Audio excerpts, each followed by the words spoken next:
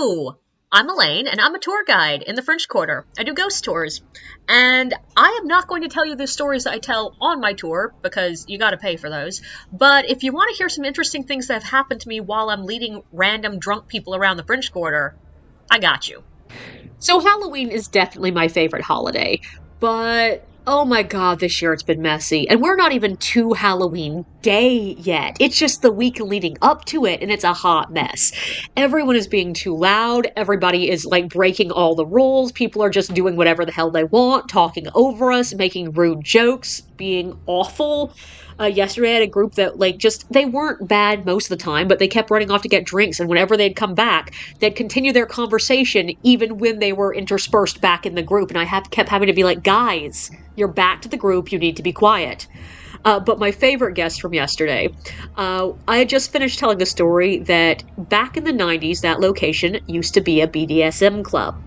And as soon as I was done with the story, this lady sort of walks up to me and is like, oh, I just have to know, is it a BDSM club now? And I'm like, no, and she was like, there are BDSM clubs in New Orleans. I'm like, well, sorta, the last public one that I knew of shut down, but I know there are parties and like conventions and stuff, but those are usually invitation events. And she's like, oh, well, like, have you been to one? And I'm like, no, it's not really my thing. I've been invited because I'm a goth kid and people just make assumptions, but no. And she was like, yeah, because that's an immoral thing to do. And I'm like, what? No, I wasn't. No, we're not kink shaming here. Like BDSM clubs, if you want to go, that's fine. And she got a little bit like huffy, and I was like, I just offended her. But luckily we were coming up to Bourbon Street and we were about to cross, so I could be like, that's fine, I'm just distracted by Bourbon Street. But I realized when we got to the other side, I should probably like talk to her again to like, fix the bad mood. And I figured I'd make a good joke about like, oh, and people act like show off all their, kinks out here on Bourbon Street, so we don't really need to go to a club or something like that. And right when I turned to say that to her, I realized there was a man sitting on the sidewalk between us who had his penis in his hands. And I realized I didn't really need to make the joke because New Orleans made it for me. But then we make it around the corner and I'm in the middle of a story when a random girl comes up and slaps my ass so hard that there is a bruise there. And so, like, that wasn't great. And then I'm continuing down the street, and, so there's a pothole that I always have to warn my guests about, and objectively, warning guests about potholes is about 50% of our job. And, like, I'm turning to warn my guests about this one, and I realize that there is a traffic cone, or what I thought was a traffic cone, sticking up out of it. And as I turn, I realize, no, it's not a traffic cone. It is a set of mannequin's legs, pointing straight up at the air. And I'm just like, okay, well, guys, don't step in the pothole with the mannequin legs. Like, you'll end up upside down like that mannequin.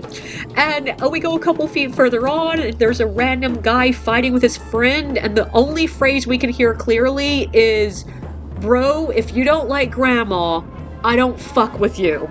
And I'm like, okay.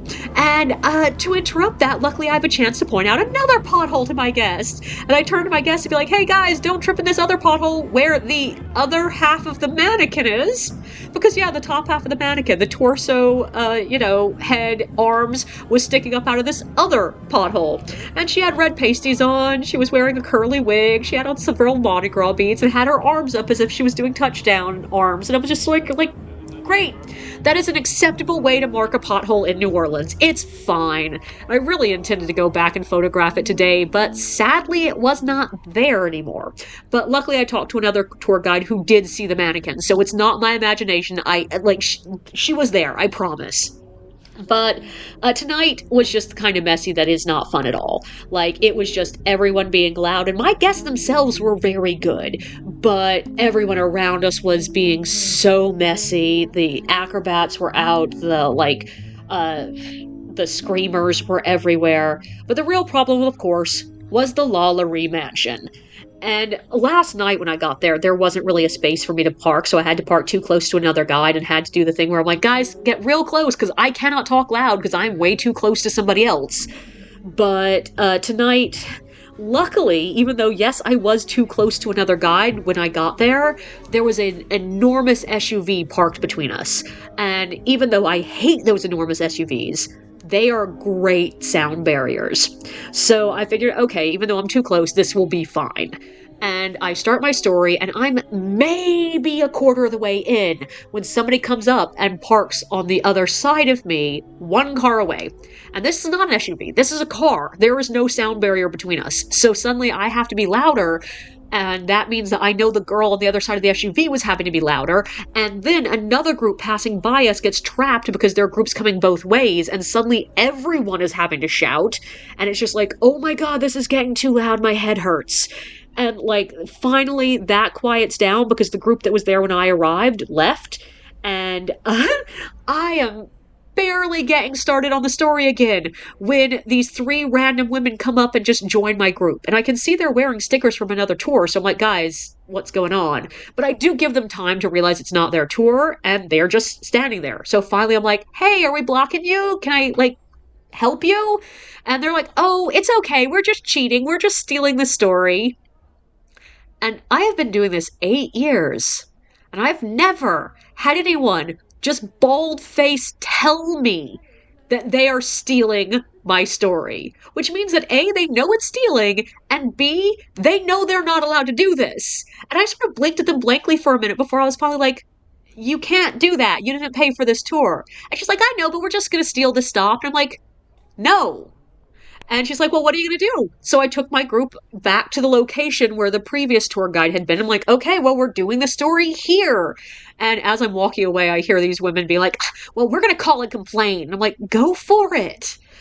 But once again, I'm trying to start the story when like every loud thing that has ever existed in New Orleans came by behind us. Like we had like 4 or 5 motorcycles. There was a party bus. There was a bike crew. There was somebody just blasting their music super loud. And I was just like, oh my God. But finally, it starts to get quiet. And I'm getting to the part of the story that I really want it to be quiet because it's the part where I'm talking about the atrocities that are said to have happened in that house. And I want to be serious in this moment because this is a serious thing. So I tend to get a lot quieter and I tend to get a lot calmer and a lot like we are just talking about facts now. And specifically, I was mentioning that one of the things that people have reported had supposedly happened there is that a man was found with his face cut open and the skin peeled off like an apple. And right when I get that line out of my mouth, this random woman dressed as a creepy clown pushes through my group, shoves 2 guests out of the way, puts on a fake creepy smile and screams, if you want your face ripped off, I can do that for you. And I just snapped. It had been too much. I was too angry. So I just looked at her and said, not the time. And that's totally inappropriate. And she sort of looked at me like, what? And one of the guests is like, we're on a tour. We're doing something. And she's like, well, yeah, but. And it's like, no, leave. And she did walk away with like her proverbial tail between her legs. But overall, guys, even though it's Halloween, even though you want to have a spooky fun time, you need to remember not everyone is at the same vibe as you. Do not assume that everyone wants you to scream spooky shit at them. And also, if you do that on the side of the road in New Orleans, be prepared someone might punch you. And it might be me. Don't forget to like and subscribe, and feel free to share your own experiences in the comments below.